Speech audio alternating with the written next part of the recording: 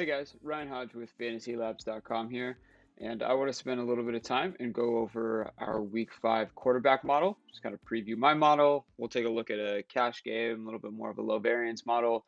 My model here definitely represents more of a larger field GPP, um, baking in a little bit more variance, kind of looking at opponent rating versus like median projection and ceilings. So you can see I've got it sorted by rating here right out of the gate, and Daniel Jones, Tannehill, and Kyler Murray rounding out the top three in my model. And this makes sense due to their opponent rating. We have Daniel Jones, Tannehill, and Kyler Murray all with a really good opponent plus minus here. 5.6 for Daniel Jones, and you'll also notice his ceiling is above 30, which is phenomenal for the salary. So that's one of the reasons why he's going to pop so high in my model. This game should pace up according to the data that we have, according to what we've seen. Dallas has been a little bit tougher versus opposing teams, quarterbacks and wide receivers, but they're still for sure giving it up. We dip a little bit lower. We've got Kirk, Dak, and Derek Carr. I think these are guys who I was not on nor really expecting to see here. I think Dak obviously makes sense, but Kirk and Derek Carr.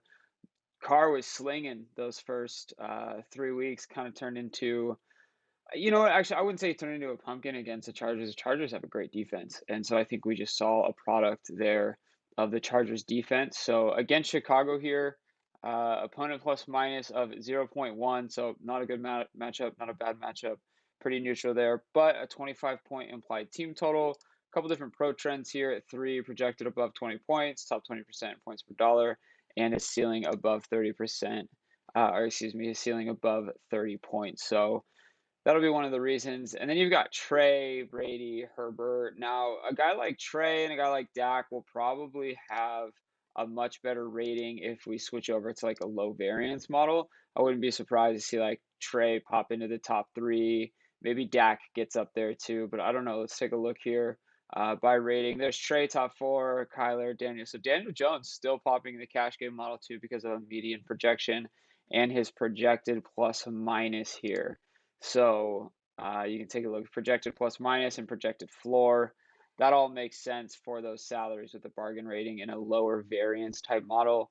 Trey getting up there, I think he's definitely a cash game hero this week at $5,700. A lot of people will be on him, but what's interesting is if we take a look at that opponent plus minus, a negative 2.5, and Arizona has been tough.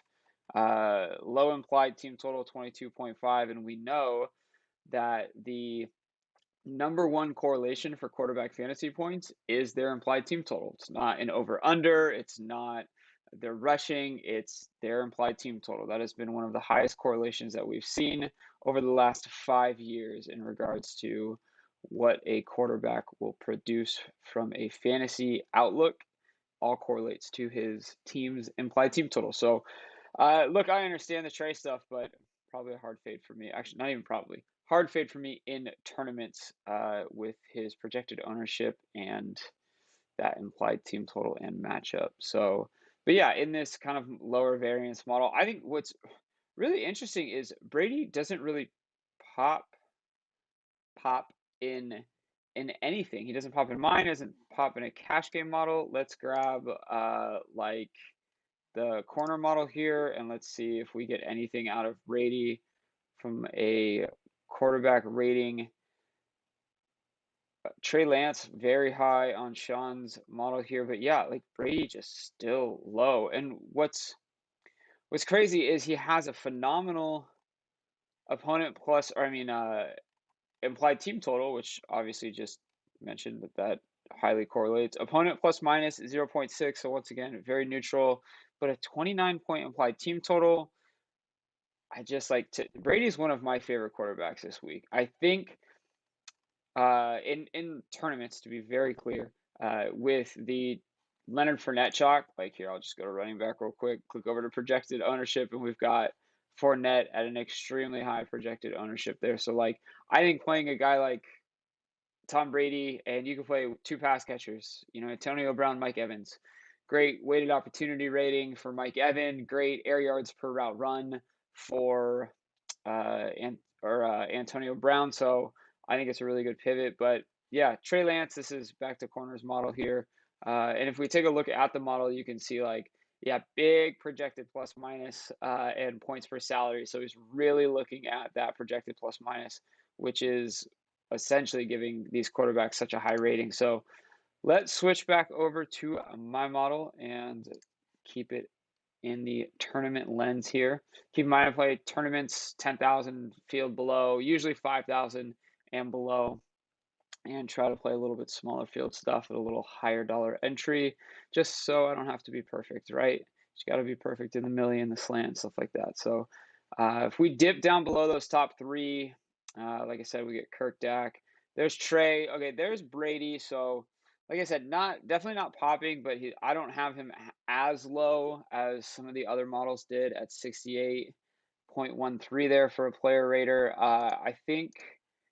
I mean, like that ceiling, that projected ownership, if we filter by projected ownership, like fourth or, basically tied for fourth. So very flat here after this tier drop off of Dak and Daniel Jones. It starts to get very, very flat. So to me, uh, let's check the projected ownership for wide receiver. I've got it filtered there.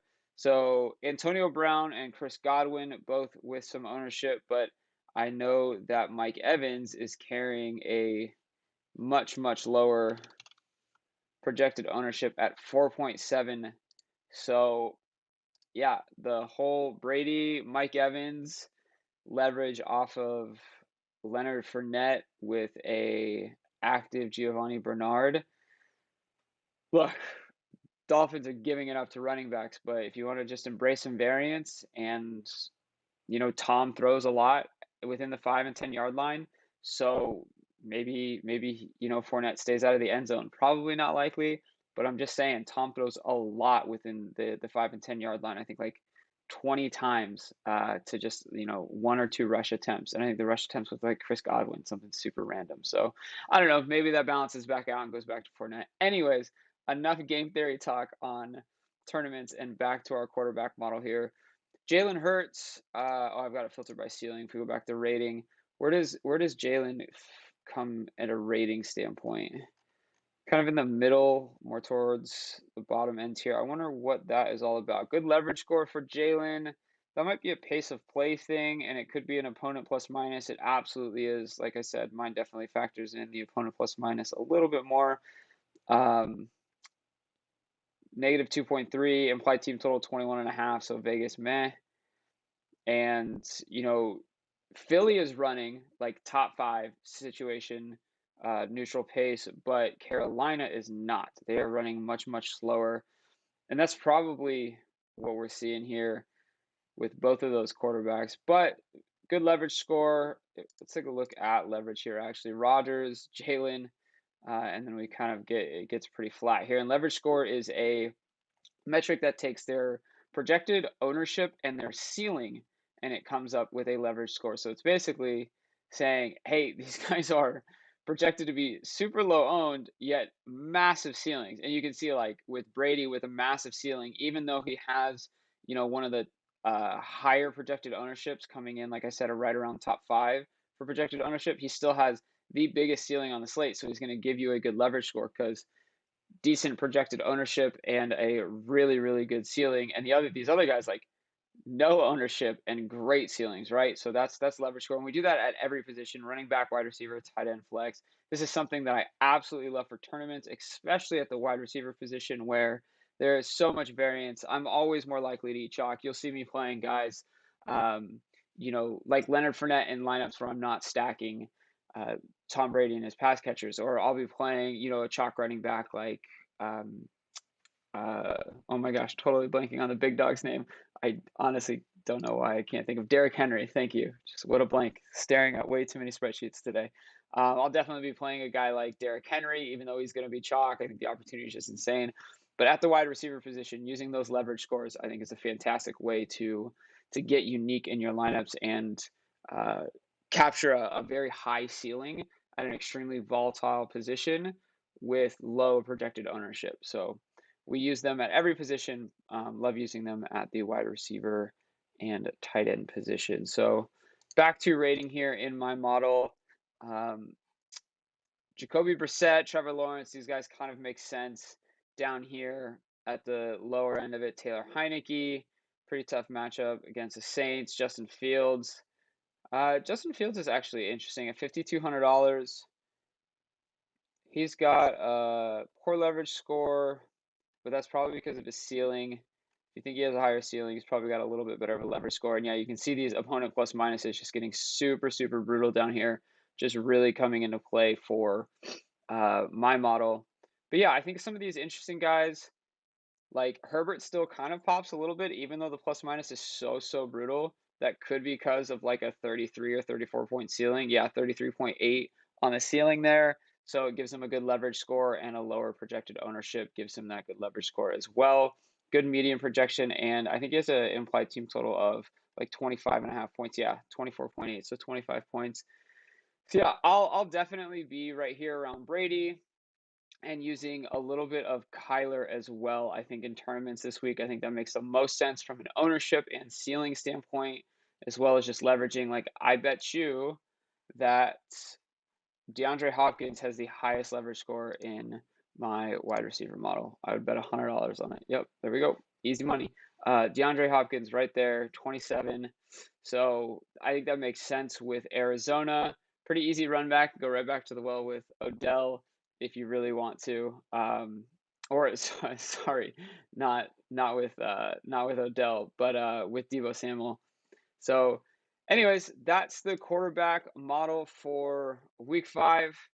Pretty quick one this week. It's a little bit of a smaller slate. We don't have a ton of high team totals. It's only like 4 or 5 over unders of 50, and just a handful of those 27 plus point implied team totals. So kind of an interesting slate. I think you'll see ownership be a little bit more condensed this week than we have through the first 4 weeks, which has been really interesting. You haven't seen tournament players kind of condense around the chalk, unless you're playing like super high stakes, like $1,500 entry plus like the $4,444 milli maker, like the $1,500 game changer. You're absolutely still seeing ownership condense in those, because you're just gonna those guys tend to eat a little bit of the chalk in the smaller fields. So, but yeah, hopefully you guys find this one helpful. Hopefully you guys have found the last 4 helpful, and comment down below if there's anything else that you want me to cover. If you want me to go, I know I'm going over the model,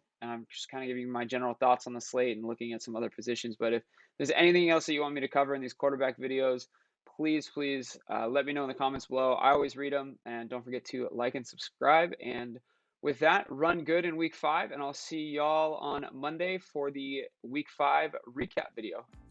Peace.